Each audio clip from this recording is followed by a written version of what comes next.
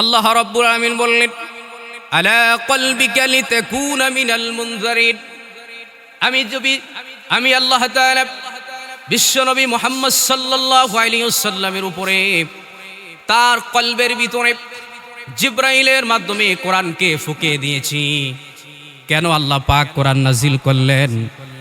যেন পৃথিবীর সমস্ত মানুষদেরকে আপনি অন্ধকার থেকে আলোর পথে আনতে পারেন। এই জন্য আমি আল্লাহ রব্বুল আলামিন আপনার উপরে কোরআন নাজিল করেছি। সুবহানাল্লাহ। শুধু এমনটাই নয়, আল্লাহ রব্বুল আলামিন কেন কোরআন নাজিল করলেন? আল্লাহ রব্বুল আলামিন কোরআন মাজিদের ভিতরে বলছেন, হুদাল লিন্নাস বাইয়িনাতিম মিনাল হুদা ওয়াল ফুরকান। আল্লাহ রাব্বুল আলামিন এর জন্যই কোরআন নাজিল করেছেন, মানব জাতির হেদায়েতের জন্য আল্লাহ পাক কোরআন নাজিল করেছেন। সুবহানাল্লাহ। কোরআন নাজিল করার আরেকটি কারণ হলো বাইয়িনাতিম মিনাল হুদা ওয়াল ফুরকান, সত্য মিথ্যার ভিতরে পার্থক্য করার জন্য আল্লাহ পাক রব্বুল আলামিন কোরআন নাজিল করেছেন। পৃথিবীর ভিতরে কোনটা হক, কোনটা বাতিল, কোনটা খারাপ, কোনটা মন্দ, সেটা যাচাই বাছাই করার জন্য আল্লাহ পাক রব্বুল আলামিন পৃথিবীর ভিতরে কোরআন নাজিল করেছেন। সুবহানাল্লাহ। তাহলে শ্রেষ্ঠত্বের দিক দিয়ে আসমানি কিতাবগুলির ভিতরে সর্বশ্রেষ্ঠ কিতাবের নাম হলো কোরআন মাজিদ। আর যার উপরে কোরআন নাজিল করেছেন তিনি হলো সমস্ত নবীদের উপরে নবী, ইমামুল মুরসালিন, সাইয়্যিদুল আম্বিয়া, খাতামুন নবীন, বিশ্বনবী মুহাম্মদুর রাসূলুল্লাহ সাল্লাল্লাহু আলাইহি ওয়াসাল্লাম। এবার আসুন, আল্লাহ রাব্বুল আলামিন কোরআন নাজিল করলেন। কোরআন নাজিল করার পরে পৃথিবীর ভিতরে কাফের বেদিনেরা, ইহুদি খ্রিস্টানেরা, নবীর দুশমনেরা, ইসলামের দুশমনেরা, তারা বলতে লাগলো, আরব দেশের ভিতরে এত সুন্দর সুন্দর মানুষ থাকতে, এত সম্পদশালী মানুষ থাকতে, গরিব একজন মানুষের উপরে, মুহাম্মদের উপরে আল্লাহ পাক কেন কোরআন নাজিল করলেন? আরব দেশের ভিতরে আরো সুন্দর সুন্দর মানুষ আছে, তাদের উপরে আল্লাহ পাক কেন কোরআন নাজিল করলেন না? এটা আমরা মানি না, বিশ্বাস করি না।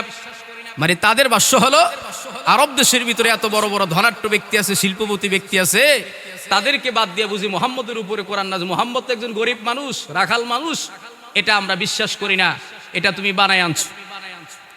এজন্য আল্লাহ রাব্বুল আলামিন সূরা বাকারার প্রথম আয়াতের ভিতরে চ্যালেঞ্জ ছুড়ে দিলেন, হাবিব, আরব দেশের মানুষগুলি, মক্কা নগরীর, মদিনার মানুষগুলি আপনার বিরুদ্ধে, কোরআনের বিরুদ্ধে এই যে বানোয়াট কথাগুলি বলে, আমি আল্লাহর পক্ষ থেকে আয়াত এই মক্কাবাসীদেরকে আপনি জানিয়ে দিন।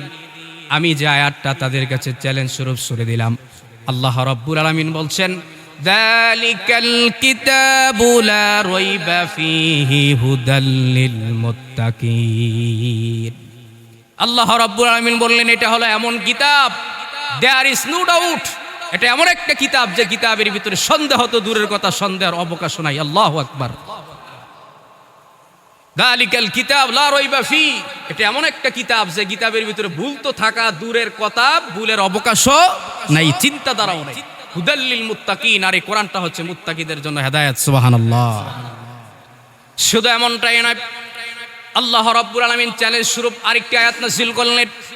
সূরা আলী ইমরানের 3 নম্বর আয়াতের ভিতরে আল্লাহ রাব্বুল আলামিন বলছেন, নাযালা আলাইকাল কিতাবা বিল হাক্কি মুসাদ্দিকাল লিমা বাইনা ইয়াদাইহি ওয়া আনজালাত তাওরাতা ওয়াল ইনজিল। আল্লাহ রাব্বুল আলামিন কোরআন মাজিদের ভিতরে বললেন, হাবিব, আপনি সত্য নবী, আপনার উপরে যে কিতাব আমি আল্লাহ পাক নাজিল করেছি এটাও সত্য, সত্য নবীর উপরে সত্য কোরআন আমি আল্লাহ নাজিল করেছি। শুধু এমনটাই নয়, আপনার পূর্বে পৃথিবীর ভিতরে যত নবী এসেছিল, যত নবীর উম্মত এসেছিল, সকল কিছুর ঘটনা কথাগুলি আমি আল্লাহ কোরআনে ফিট করে দিয়েছি। সুবহানাল্লাহ। এটা এমন একটা কিতাব, আপনিও সত্য নবী, যে কোরআন আমি আপনার উপরে দিয়েছি এটাও সত্য, আর পূর্বের যত নবী রাসূল পৃথিবীতে এসেছিল সকল নবীদের ঘটনা, কাহিনী, ঘটনা সব কিছু আমি আল্লাহ পাক একত্রিত করে কোরআনের ভিতরে ফিট করে দিয়েছি। সুবহানাল্লাহ। এজন্য ভাইরা আমার, শুধু এমনটাই নয়, আল্লাহ রাব্বুল আলামিন চ্যালেঞ্জ স্বরূপ আরেকটি আয়াতে কারিমা নাযিল করলেন। আল্লাহ রাব্বুল আলামিন কত চমৎকার করে আল্লাহ পাক বলছেন, কিতাবুন উনসিলা ইলাইকা ফালা ইয়াকুন ফি সাদরিকা হারাজ, আমি আল্লাহ রাব্বুল আলামিন এমন একটি কিতাব আমি আপনার উপরে নাযিল করেছি, যেই কিতাবের ভিতরে ভুল তো দূরের কথা, ভুলের অবকাশ নাই। কিন্তু হাবিব, আপনি মনে করতে পারেন আপনার উপরে যে কিতাব আমি আল্লাহ নাজিল করেছি, মনে হয় আল্লাহ পাক মনে হয় মিথ্যা কিতাব আমার উপরে নাজিল করেছে। না, এই ধরনের মনের ভিতরে কোনো গাবলা, কোনো চিন্তা পেরেশানি আপনার ভিতরে রাখবেন না, কারণ আমি আল্লাহ রব্বুল আলামিন সত্য কিতাব আপনার উপরে নাজিল করেছি। সুবহানাল্লাহ। আল্লাহ তার হাবিবকে বুঝাচ্ছেন। আপনি তো মনে করতে পারেন কাফের বেদিনেরা বলছে এটা মিথ্যা কিতাব, এটা আরো অন্য মানুষের উপর নাজিল করতে পারতেন, তোমার উপরে কেন নাজিল করছে? আপনি এই কথাগুলি শুনে আপনি মনে করতে পারেন আসলে কিতাবটা মনে হয় মিথ্যা। না, এই ব্যাপারে আপনার মনের ভিতরে কোনো সংকুচ রাখবেন না, কুণ্ঠাবোধ রাখবেন না, আপনি নিঃসন্দেহে বিশ্বাস করতে পারেন এটা সত্য আসমানি কিতাব। সুবহানাল্লাহ। এবার শুনবা এর আমার আল্লাহ রাব্বুল আলামিন এই যে কোরআন নাজিল করলেন, কোরআন নাজিল করার ব্যাপারে আল্লাহ রাব্বুল আলামিন কোরআন মাজিদের ভিতরে আরো চমৎকার করে বলছেন। আল্লাহ রাব্বুল আলামিন বললেন, তানজিলুল কিতাবি লা রাইবা ফীহি মির রাব্বিল আলামিন। হাবিব, আপনার উপর আমি আল্লাহ কোরআন নাজিল করেছি, আর আমি হলাম সমগ্র জাহানের প্রতিপালক। সুবহানাল্লাহ। আপনি মানুষদেরকে দাওয়াত দিন, সমগ্র জাহানের মালিক যিনি, আসমান জমিনের মালিক যিনি, চন্দ্র সূর্যের মালিক যিনি, তার পক্ষ থেকে আসমান থেকে যে কিতাবটি নাজিল করেছি এটা সত্য কিতাব। আপনি নিঃসন্দেহে বুককে উঁচা করে স্বাধীনভাবে আপনি মক্কার অলিতে গলিতে কোরআনের দাওয়াত পৌঁছিয়ে দেন। সুবহানাল্লাহ।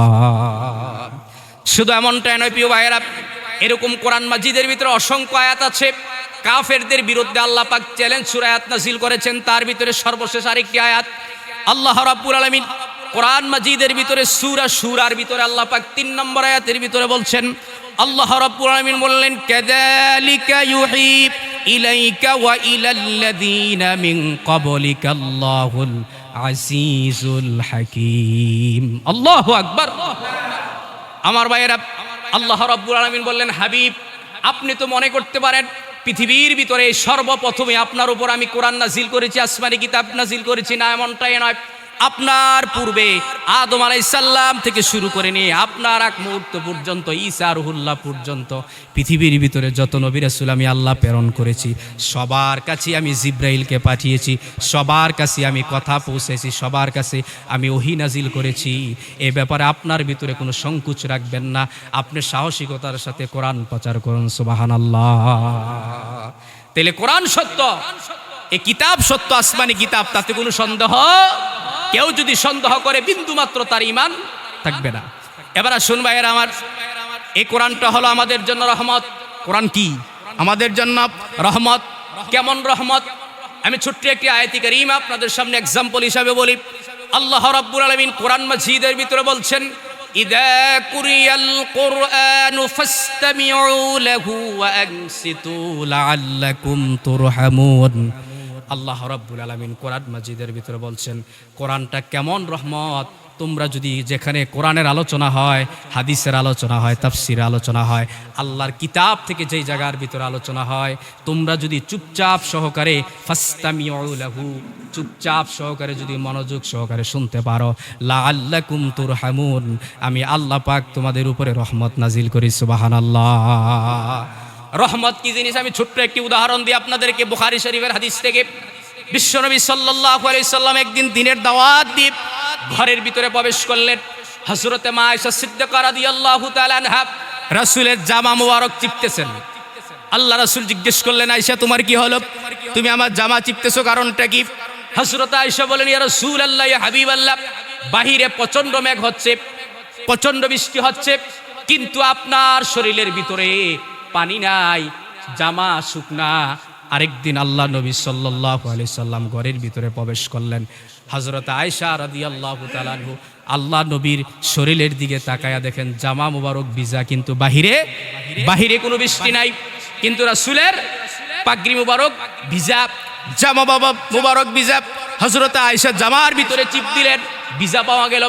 আল্লাহ নবীকে জিজ্ঞেস করলেন, ইয়া রাসূলুল্লাহ, ইয়া হাবিবাল্লাহ, বাহিরে কোনো বৃষ্টি নেই, আকাশের ভিতরে কোনো মেঘ নেই, কিন্তু আপনার জামা মুবারক পাগড়ি মুবারক ভিজা কারণটা কি? আল্লাহ নবী বলেন, আয়েশা রে, এটা বৃষ্টি নয়, আল্লাহর পক্ষ থেকে আমার উপরে রহমত নাজিল হয়েছে। সুবহানাল্লাহ। এজন্য রহমতকে অনুধাবন করার মতো এ চর্মচক্ষু দিয়ে সম্ভব নয়। এজন্য আল্লাহ পাক বলছেন, যারা কোরআনের আলোচনা শুনে, কোরআন দিয়ে জীবন চালায়, কোরআন দিয়ে নিজের পরিবার চালায়, কোরআনের প্রতি আমল করে, আল্লাহ রাব্বুল আলামিন তাদের উপরে আসমান থেকে রহমত নাজিল করেন। সুবহানাল্লাহ। প্রিয় ভাইয়েরা আমার, শুধু এমনটাই নয়, আল্লাহ রাব্বুল আলামিন বলছেন কোরআনটা কেমন দামি জিনিস, কেমন রহমত আর বরকত। এই কোরআন যারা তেলাওয়াত করবে, বুখারীর হাদিসের মধ্যে আসছে, আল্লাহ নবী বলছেন, যারা কোরআন মাজিদের একটা অক্ষর তেলাওয়াত করবে তার আমলনামার ভিতরে আল্লাহ পাক 10টা নেকি তুলে দেন। সুবহানাল্লাহ। শুধু এমনটাই নয়, যারা কোরআনকে চুমু খাবে, বুকে লাগাবে, মুখের ভিতরে লাগাবে, কোরআন তেলাওয়াত করবে এবং পাশে বসে কোরআন শরীফ তেলাওয়াত শুনবে, নিজে তেলাওয়াত করবে, কাল কিয়ামতের ময়দানে মাহশারে এই কোরআন মাজিদ ওই বান্দার জন্য সুপারিশ করবে। সুবহানাল্লাহ। আপনি কোরআন পড়তে জানেন না, পাশে বসে শুধু শুনছেন। আমরা অনেক সময় ফেসবুকের ভিতরে, ইউটিউবের ভিতরে নাচানাচি, গান বাজনা, নাটক, সিনেমা দেখে সময় কাটাই কি না? আমরা ফেসবুকের ভিতরে, ইউটিউবের ভিতরে কোরআন শরীফ তেলাওয়াত শুনুন। আল্লাহ নবী বলছেন, একটা ব্যক্তি কোরআন শরীফ শুনলো বা তেলাওয়াত করলো, কোরআনকে চুমু খাইলে, বুকে লাগাইলো, কাল কিয়ামতের ময়দানে কোরআন আপনার জন্য সুপারিশকারী হয়ে যাবে। সুবহানাল্লাহ। এজন্য কোরআন শরীফ শুনবেন, কোরআন শরীফ তেলাওয়াত করবেন। কোরআন শরীফ শুনলে, তেলাওয়াত করলে কি লাভ হবে? আল্লাহ রাব্বুল আলামিন খুবই চমৎকার করে সূরা আনফালের 2 নম্বর আয়াতের ভিতরে বলছেন, আল্লাহ রাব্বুল আলামিন বললেন, ইন্নামাল মুমিনুনাল্লাযীনা ইযা যুকিরাল্লাহু ওয়াজিলাত কুলুবুহুম ওয়া ইযা তুলিয়াত আলাইহিম আয়াতুহু যাদাতুহুম ঈমানাও ওয়া আলা রাব্বিহিম ইয়াতাওয়াক্কালুন। আল্লাহ রাব্বুল আলামিন খুবই চমৎকার করে বললেন, নিশ্চয় মুমিন হলো তারা। আল্লাহ পাক রব্বুল আলামিন বলছেন, নিশ্চয় মুমিন হলো তারা, ওই মুমিন বান্দাগুলি যখন কোরআনের তাফসীর শুনে, কোরআনের আলোচনা শুনে, ওয়াজ মাহফিল শুনে, বক্তৃতা শুনে, ওই মানুষগুলির ইমানের স্পিরিট বেড়ে যায়। কি বেড়ে যায়? ইমানের স্পিরিট বেড়ে যায়। শুধু এমনটাই নয়, ওই মানুষগুলির সামনে যখন কোরআনে কারীম থেকে আয়াতে কারিমাগুলি তেলাওয়াত করা হয়, ওই মানুষগুলি মনোযোগ সহকারে কোরআন শরীফের তেলাওয়াতগুলি শুনে, শুধু এমনটাই নয়, যাদাতহুম ঈমানাও ওয়া আলা রাব্বিহিম ইয়াতাওয়াক্কালুন।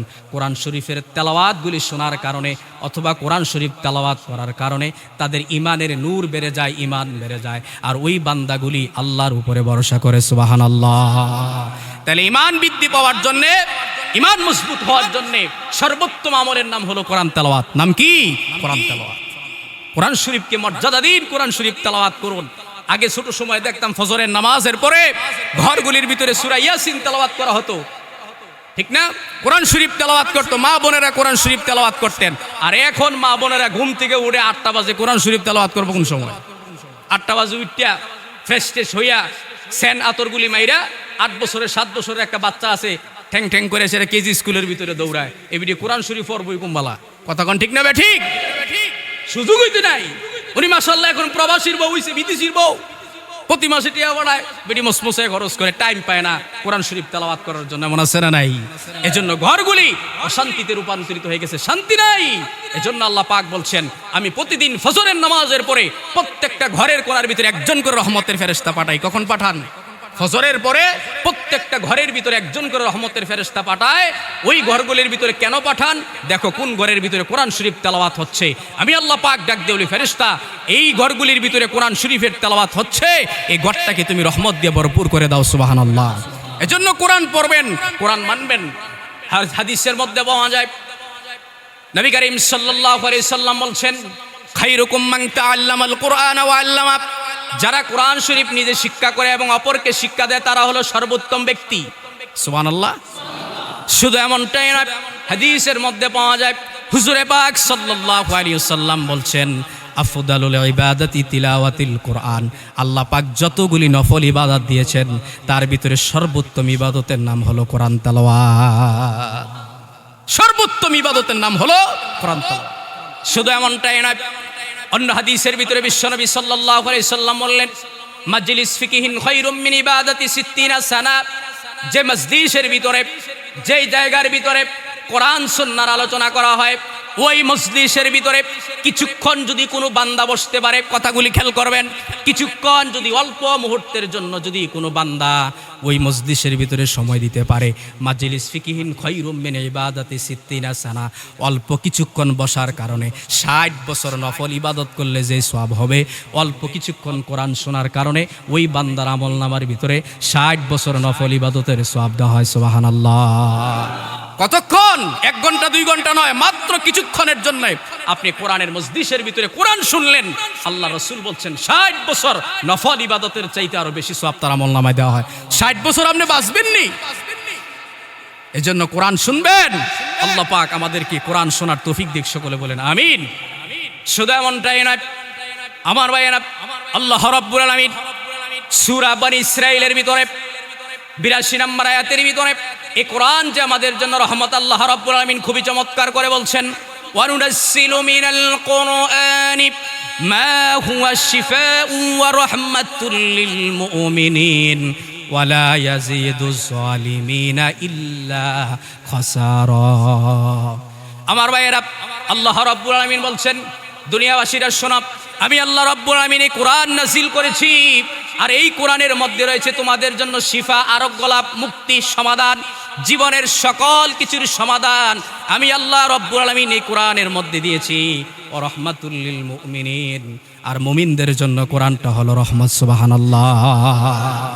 তাহলে আমার আপনার জীবনের পারিবারিক থেকে শুরু করে সংসদ ভবন পর্যন্ত যত কিছুর সমাধান আল্লাহ পাক দিয়েছেন সব কোরআনের ভিতর আছে, আর এই কোরআনটা হলো মুমিনদের জন্য রহমত। সুবহানাল্লাহ।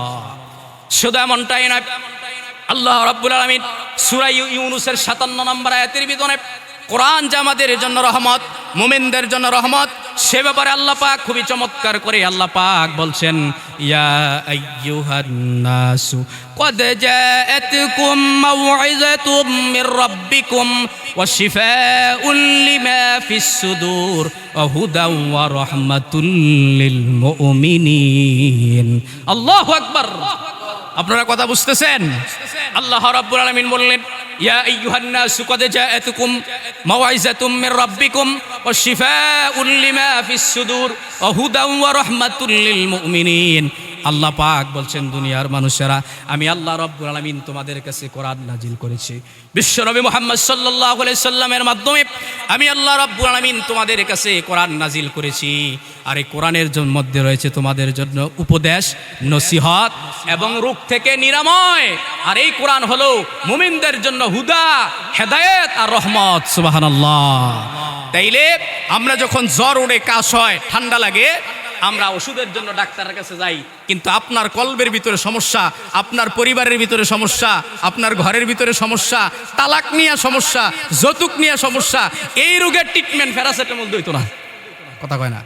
তাহলে আল্লাহ পাক বলছেন, ও শিফা, এই কোরআনের ভিতরে আসো, তুমি তালাকের সমাধান পাইবা, বিবাহের সমাধান পাইবা, তোমার মেয়ের জন্য কিরকম ছেলে দরকার, ছেলের জন্য কিরকম বউ দরকার, তোমার পরিবারটা কেমনে চালাইবা, তোমার বউ একটু আঁকা বাঁকা দেইরা চলে, তোমার কথা শুন না, তুমি তোমার বউরে কেমনে শুনাইবা, এ সমস্ত রোগের জন্য ট্রিটমেন্ট হলো কোরআন। সুবহানাল্লাহ।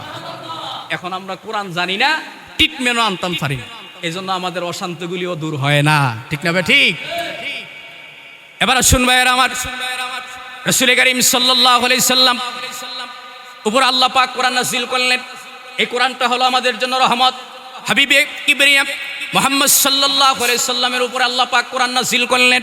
কোরআন নাযিল করে দেওয়ার পরে আল্লাহ রাব্বুল আলামিন বললেন, হাবিব, এবার ঘরের ভিতরে বসে থাকলে চলবে না, আপনি এই কোরআন মানুষের দ্বারে দ্বারে প্রচার করুন, কোরআনের দাওয়াত দিন, অবুলা মানুষদেরকে, পথ বোলা মানুষদেরকে আপনি দাওয়াত দিন। আল্লাহ রাব্বুল আলামিন বললেন, কিভাবে দাওয়াত দিবেন? আপনার কাছে তো কোনো কিছু নাই, প্রমাণাদি নাই, কিতাব নাই, আপনি কি দিয়ে দাওয়াত দিবেন? আল্লাহ রাব্বুল আলামিন সূরা ইব্রাহিমের 2 নম্বর আয়াতের ভিতরে, 1 নম্বর আয়াতের ভিতরে আল্লাহ পাক বলছেন, কি দিয়ে আপনি দাওয়াত দিবেন? আল্লাহ রাব্বুল আলামিন বললেন, কিতাবুন আনজালনাহু ইলাইকা লিতুখরিজান নাস মিনাজ যুলুমাতি ইলান নূর বিইذনি রাব্বিহিম ইলা সিরাতিল আজিজিল হামিদ। হাবিব, আপনার উপরে যে কোরআন নাজিল করেছি, এই কোরআন দিয়ে মানুষদেরকে দাওয়াত দেন। লিতুখরিজান নাস মিনাজ যুলুমাতি ইলান নূর। মানুষগুলি শিরকের ভিতর আছে, বিদআতের ভিতর আছে, মূর্তি পূজা করে, বাপদাদার পূজা করে, এই সমস্ত মানুষদেরকে আপনি কোরআন দিয়ে দাওয়াত দিয়ে অন্ধকার থেকে আলোর পথে নিয়ে আসুন। দাওয়াত দিবেন কি দিয়ে? জোরে বলেন, কি দিয়ে দাওয়াত দিবেন? কোরআন দিয়ে দাওয়াত দিবেন। কিন্তু বাংলাদেশের ভিতরে দেখা যাচ্ছে, কিছুদিন পূর্বে আপনারা দেখেছেন ফেসবুকের ভিতরে শিল্পী মশিউর রহমান নামে একজন একটা সঙ্গীত গাইছে। কি বলেছে তোমার আকাবির, কি বলেছে তোমার পীর, কি বলেছে বাপদাদারা। এই গজল বানানোর পরে, সঙ্গীত বানানোর পরে বাংলাদেশের ভিতরে একটা মহলের ভিতরে চুলকানি শুরু হয়ে গেছে। ঠিক না ঠিক? অথচ আকাবির পীর রাসূল করিম সাল্লাল্লাহু আলাইহি সাল্লাম যখন কাফেরদের কাছে দাওয়াত নিয়ে যাইতেন, তখন কাফেররা বলল না মুহাম্মদ এই ধর্ম আমরা মানতে পারবো না। কয় কেন? কয় আমাদের বাপদাদারা এটা মানছে না, আমরা বাপসাসারা এটা মানছে না, আমরা পূর্বের তারা এটা মানছে না। তাইলে পূর্বের তারা এটা মানছে না, এই জন্য আমরা এটা মানতে। কিন্তু বাংলাদেশের ভিতরে এখন কিছু মানুষ দেখা যায়, আমরা কোরআন মানতে রাজি না, হাদিস মানতে রাজি না। কয় কেন? কয় আমরা বাপদাদারা এমনি কইছে, বাপদাদা এমনি কইছে, এমনি চললাম। এবার আপনাদের কাছে বলতে চাই, মুসলমান হিসাবে, মোমেন হিসাবে কোরআন মানবেন না বাপদাদা মানবেন? এজন্য কোরআন হলো জীবনের প্রতিটা মুহূর্তে কোরআন সুন্নাহ মানতে হবে। যারা কোরআন সুন্নাহ মানবে না, ওরা কোশ্চিনকালেও নিজেকে মোমেন দাবি করতে পারে। আমার ভাইয়েরা এবার আসুন, আল্লাহ রাব্বুল আলামিন বললেন, হাবিব আপনার উপরে কোরআন নাযিল করেছে, আপনি কোরআন দিয়ে মানুষের কাছে দাওয়াত দেন। কোরআন ছাড়া কোনো কিছু দিয়ে দাওয়াত চলতে পারে না। আমার ভাইয়েরা, কোরআন শরীফের ভিতরে, হাদিসের ভিতরে অসংখ্য ওয়াজ রয়েছে, আলোচনা রয়েছে। কিন্তু বাংলাদেশের ভিতরে কিছু মানুষ দেখবেন, কিছু বক্তা দেখবেন, ওয়াজ পায় না, শুধু বান্ডারি গান, নাচানাচি, লাফালাফি, এমন আছে না নাই? কোরআন শরীফের ভিতরে কত ওয়াজ! আয় হায়, তাফসীর ইবনে কাসিরের ভিতরে যখন আমি ঢুকি এই আয়াতগুলির ব্যাখ্যা পড়ার জন্য, ওয়াজের অভাব নাই। কোরআন শরীফের ওয়াজ করতে করতে তো টাইম পাওয়ার কথা না, কিন্তু কিচ্ছা কাহিনী, লাফালাফি, নাচানাচি, বানান্য যত আজগুবি কথা আছে, এই কথাগুলি জাতির সামনে প্রকাশ করতেছে একদল। আছে না নাই? জোরে বলেন, আছে না? এদের কথা শোনা যাবে না, কোরআন সুন্নাহর কথা শুনতে হবে। কিন্তু ধন্যবাদ, বাংলাদেশের যুব সমাজ কিছু পরিবর্তন হয়েছে। আমি বিভিন্ন জায়গায় মাহফিলে গেলে আমাকে বিষয় দিয়া দেয়, হুজুর এই বিষয়ের উপরে কথা কইবেন। চালাকি করার কোনো সুযোগ নেই, বাটফারি করবা। চিন্তা করে, বাংলাদেশের ভিতরে একজন কিচ্ছাকুর বক্তা ছিল, মারে বস্তার বিন্দা, মারে বস্তার ভিতরে বাইন্দা কবরস্থানের ভিতরে ফালাই দিয়েছে। মায় ডাক দিয়া গো, বাবারে এমন একটা টান দিত না, কই যা সামার লইদা ইয়ালা খাইলি। এই যে একটা বানাইন্য ওয়াজ, আল্লাহ পাক তাকে জান্নাত নসিব করুক, সে মারা গেছে এখন। এই বানাইন্য কথাগুলি জাতির সামনে প্রকাশ করেছে। অথচ কোরআন শরীফের ভিতরে কত সুন্দর সুন্দর ওয়াজ! হায় হায় রে, প্রতিটা তাফসীর ব্যাখ্যা পড়লে কত সুন্দর সুন্দর ওয়াজ। হাদিসের ভিতরে এত সুন্দর সুন্দর কথা থাকতে আজগুবি কথা বলে 2 ঘন্টা যদি ওয়াজ করে, একটা 2টা কোরআন আয়াত বিছেরা পাওয়া যায় না। একটার পর একটা খালি বাইতে মস্তু করেছে, কোনটার একটার পর একটা খালি কিচ্ছা ধরে, খালি ওই যারা বিড়ি খায় একটার হুটকি তার একটা যেরকম ধরায়, এবাডায় একটার ওয়াজের ভিতরে আরেকটা খালি ধরায়, কিন্তু কোরআন হাদিসের কোনো নামগন্ধ নাই। এমন আছে না নাই? আমার ভাইয়েরা, আল্লাহ রাব্বুল আলামিন খুবই চমৎকার করে কোরআন মাজিদের ভিতরে বলে দিলেন, হাবিব আপনার উপরে কোরআন আমি নাজিল করেছি। কি জন্য আমি আল্লাহ কোরআন আপনার উপরে নাজিল করেছি হাবিব আপনি জানেন? আল্লাহ পাক রব্বুল আলামিন সূরা হাদিদের 9 নম্বর আয়াতের ভিতরে খুবই চমৎকার করে আল্লাহ পাক বলছেন, হুয়াল্লাযী ইউনাজ্জিলু আলা আবদিহি আয়াতিন বাইয়িনাতিন লিইখরিজাকুম মিনাজ যুলুমাতি ইলান নূর ওয়া ইন্নাল্লাহা বিকুম লারাউফুর রহিম। খুবই চমৎকার করে আল্লাহ রাব্বুল আলামিন বললেন, হাবিব আপনার উপরে জন্য আমি আল্লাহ কোরআন নাজিল করেছি, সুস্পষ্টভাবে আয়াতগুলি আপনার উপরে নাজিল করেছি। এজন্য আমি নাজিল করেছি আপনি মানুষদেরকে কোরআন থেকে কথা বলে বলে এই জাহান্নামী মানুষদেরকে আপনি জান্নাতি বানানোর জন্য। সুবহানাল্লাহ। শুধু এমনটাই নয়, আল্লাহ রাব্বুল আলামিন খুবই চমৎকার করে বললেন, হাবিব এই কোরআনের আয়াতগুলি, এই কোরআনের দাওয়াত দিতে যাই আপনি যখন মানুষের সামনে যখন বলবেন, তখন কিছু কিছু মানুষ আপনাকে নবী বলে দাবি করবে না। তারা বলবে তুমি মিথ্যা নবী, তোমাকে বিশ্বাস করি না, কারণ তোমার জন্ম জীবন, শৈশব জীবন, কৈশোর জীবন সব তো আমাদের কাছে, তোমাকে আমরা হইতে দেখছি, তোমাকে জন্ম হইতে দেখছি, তোমাকে নবী মানতে পারবো না, তুমি মিথ্যা নবী।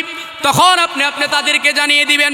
সূরা আরাফের 158 আয়াতের ভিতরে আল্লাহ পাক খুবই চমৎকার করে বলে দিলেন, কুল ইয়া আইয়ুহান নাসু ইন্নী রাসূলুল্লাহি ইলাইকুম জামিআনিল্লাযী লা মুলকুস সামাওয়াতি ওয়াল আরদ।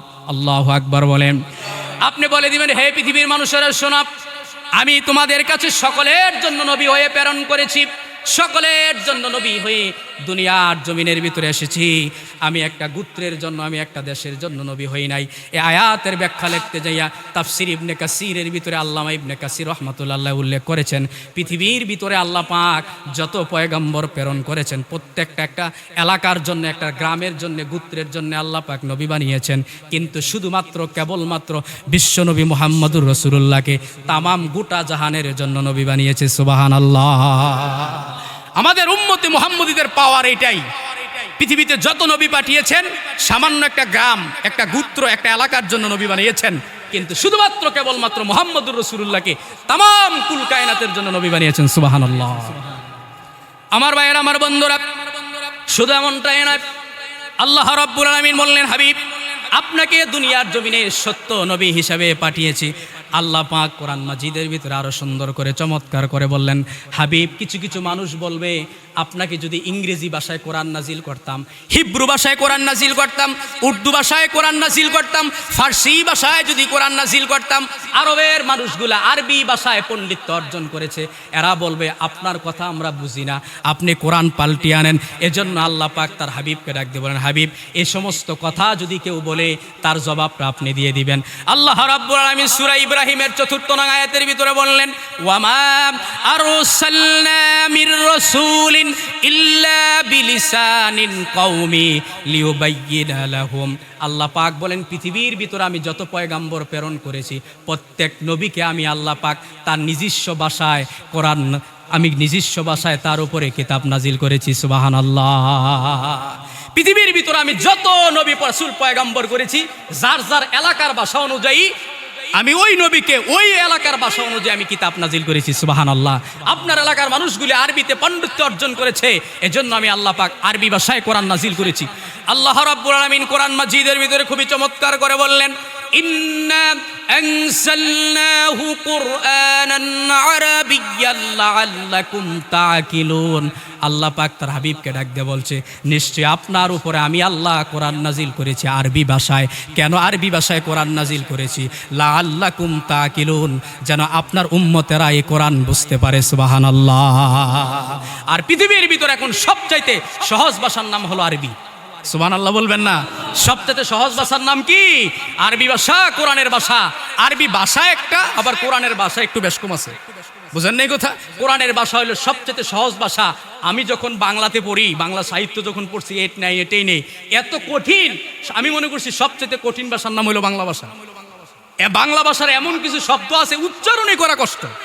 ইংরেজি ভাষা কত কঠিন, সমস্ত ভাষার চাইতে সবচেয়ে সহজ ভাষার নাম হলো কোরআনের ভাষা। এজন্য কোরআন পড়বেন, প্রতিদিন কোরআন পড়বেন, সন্ধ্যার সময় কোরআন পড়বেন, নিজের ছেলে মেয়েদেরকে কোরআন শিক্ষা দিবেন, আল্লাহর পক্ষ থেকে রহমত নাজিল হবে। আপনার সাথে কোনোদিন বেয়াদবি করবে না। যে সন্তানকে আপনি কোরআন শিক্ষা দিবেন, এই সন্তান কোনোদিন পিতামাতার অবাধ্য হতে পারে। আমার ভাইয়েরা, আল্লাহ রাব্বুল আলামিন তার হাবিবকে যখন বললেন, দুনিয়ার মানুষেরা আপনাকে জিজ্ঞেস করবে, আল্লাহর হাবিব বললেন, আমি কি বলবো? আল্লাহর হাবিবকে আল্লাহ পাক জানিয়ে দিয়েছেন কোরআন মাজিদের ভিতরে খুবই চমৎকার করে। আল্লাহ পাক বলছেন ইন্না আরসালনাকা শাহিদাও ওয়া মুবাশশিরাও ওয়া নাযীরা। কাফের বেদিনেরা বলবে, আপনাকে আল্লাহ পাক যা আপনাকে পাঠিয়েছেন আপনার ব্যাপারে কিছু আমাদেরকে ডকুমেন্ট দেন। আপনি বলবেন, আমি দুনিয়ার জমিনের ভিতরে 3টা নিয়ামত নিয়ে, 3টা জিনিস নিয়ে দুনিয়াতে এসেছি। আল্লাহ পাক 3টা গুণ দিয়ে আমাকে দুনিয়ার জমিনে পাঠিয়েছেন। এর ভিতরে একটা হলো শাহিদা, আমি হলাম সাক্ষীদাতা। কাল কিয়ামতের ময়দানে উম্মতের জন্য আমি শাফায়াত করব। সুবহানাল্লাহ। এরপরে 2 নম্বর গুণ হলো মুবাশশির, আমি সুসংবাদদাতা। আমার উম্মতদেরকে আমি জাহান্নাম থেকে বাঁচিয়ে জান্নাতে নিয়ে যাব, এজন্য আল্লাহ পাক দুনিয়াতে পাঠিয়েছেন। 3 নম্বর গুণ হলো নাযীরা, আমাকে পথ প্রদর্শক হিসেবে পাঠিয়েছে। মানুষদেরকে শিরিক বেদাত থেকে দূর করে আমি নবীকে আল্লাহ পাক পাঠিয়েছেন শিরিক বেদাত থেকে দূর করে মানুষদেরকে সুন্দরভাবে সাজিয়ে গুছিয়ে ঠিকঠাক করে হেদায়েতের পথে এনে এদেরকে জান্নাতে নিয়ে যাওয়ার জন্য আল্লাহ পাক পাঠিয়েছে। সুবহানাল্লাহ। এবার আসুন ভাইয়েরা আমার, বাংলাদেশের ভিতরে নবীকে মানতে চায় না। এই তো কিছুদিন পূর্বে, কয়েকদিন পূর্বে বাংলাদেশের একজন এসপি মুসলমানের সন্তান, কোনো কাফের বেদিনের নয়। আপনারা ফেসবুকের মাধ্যমে দেখতে পেয়েছেন ওই কুলাঙ্গার, ওই এসপি অফিসার ফেসবুকের ভিতরে বিশ্বনবীর নামে কটূক্তি করেছে। আল্লাহ নবী 11টা বিবাহ করেছেন, তার ভিতরে সবচাইতে ছোট বিবির নাম হলো হযরতে আয়েশা। আল্লাহ নবীর ইজ্জত নিয়ে, চরিত্র নিয়ে টানাটানি হাসরাইসরি করছে। আমার ভাইয়েরা, পরিষ্কারভাবে আমরা জানিয়ে দিতে চাই, আমাদের গায়ে এক বিন্দু রক্ত থাকতে বিশ্বনবীর অবমাননা আমরা মানতে পারি? কোনো মুসলমান মানতে পারে না। আমি তো প্রায় সময় বলি, এদেশের যুবকের মুখে দাড়ি না থাকতে পারে, নামাজ ঠিক মতো নাও পড়তে পারে, কিন্তু মুহাম্মদুর রাসূলুল্লাহর নামে যখন কোনো ব্যক্তি কুলাঙ্গার ইহুদির বাচ্চার দালালেরা বিশ্বনবীর নামে কটূক্তি করে, তখন ওই যুবক মাঠে নেমে যায়। ঠিক না বেঠিক? মুসলমানের সন্তান, এই গত 4-5 দিন আগের কথা, যে মুহাম্মদুর রাসূলুল্লাহর চরিত্র ভালো ছিল না, যদি চরিত্র ঠিক থাকতো 11টা বিবাহ কেন করলো? নাউজুবিল্লাহ কয় না? কি দেখেন ফেসবুকের ভিতরে, ইউটিউবে কি শুনেন আপনারা? এগুলি খবর রাখেন না। মুসলমানের সন্তান, অথচ বুখারী হাদিসের মধ্যে পাওয়া যায় বিশ্বনবী বলছেন, বিশ্বনবী কি বলছেন? মান সাব্বার নাবিয়ান কতালা, যে ব্যক্তি বিশ্বনবীর নামে কটূক্তি করবে, অবমাননা করবে, তার শাস্তি হলো মৃত্যুদণ্ড। এটা পরিষ্কার হাদিস। যারা নবীর নামে, বিশ্বনবীর নামে অবমাননা করবে, এদের পরিষ্কার শাস্তি হলো কি? মৃত্যুদণ্ড। এখন মৃত্যুদণ্ড দিবে কে? আমাদের উপরে যারা বসে আছে সব নাস্তিক আর মুরতাদ, ইহুদি খ্রিস্টানের দালাল। ঠিক না বেঠিক? কে দিবে শাস্তি এদেশে? এজন্য আমরা পরিষ্কার ভাষায় জানিয়ে দিতে চাই, আমাদের জীবনের চাইতো, আমাদের সব কিছুর চাইতো যাকে ভালোবাসে তিনি হলেন মুহাম্মদুর রাসূলুল্লাহ। মুহাম্মদুর রাসূলুল্লাহ। এদেশের সুন্নিগুলি কোথায়? কিছুদিন আগে বিশ্বনবী মুহাম্মদ সাল্লাল্লাহু আলাইহি সাল্লামের নবুয়াতি নিয়ে যখন কথা বলছিলেন, শায়েখ আহমদুল্লাহ নামে একজন বক্তা, তাহিরি ফাহিরি লাফাইন্না সাফাইন্না না শুননা একজন বক্তা আছে না নাই? কত দুয়ালাইল দেশ, যে আমার নবীর বিরুদ্ধে কথা বলছে, ইজ্জত নিয়ে কথা বলছে, কত ফতুয়া। কিন্তু যখন পুলিশের এসপি নবীজি সাল্লাল্লাহু আলাইহি সাল্লাম ইজ্জত নিয়ে কথা বললো, এখন ডরে সব গাতার ভিতরে হয়ে গেছে। ওই আবার কোন বিপদে পড়িয়া তো এসপি মামলা টামলা দিয়ে ঢুয়াই দিলে। ওই সময় শায়েখ আহমদুল্লাহ নামে মামলা দিত কোর্টে হাজিরা, কিন্তু মুহাম্মদুর রাসূলুল্লাহর ইজ্জত দিয়ে যখন সিনেমিনি করলো, তখন আরে বন্ড মাজার পূজারী সিন্নি খুরদেরকে মাঠে পাওয়া যায় না। ঠিক না বেঠিক? তাহলে বুঝা গেল জাতে মাতাল তালে ঠিক। ঠিক না বেঠিক? তো তালগাছ মানি বিচার আলাদা, সিন্নির বালা জিলাফির বালা নাম্বার 1-এ। কিন্তু নবীজির চরিত্র নিয়ে যখন কথা বললো, এ সমস্ত বন্ডদেরকে পাওয়া যায় না, তারা কোনোদিন হুব্বে রাসূল হতে পারে না, তার হলো গুস্তাকে রাসূল। ঠিক না বেঠিক? হুব্বে রাসূল হলো, আশিকে রাসূল হলো ওই ব্যক্তি, নবীজি সাল্লাল্লাহু আলাইহি সাল্লামের নামে কোনো ব্যক্তি কাফের হোক, বেদিন হোক আর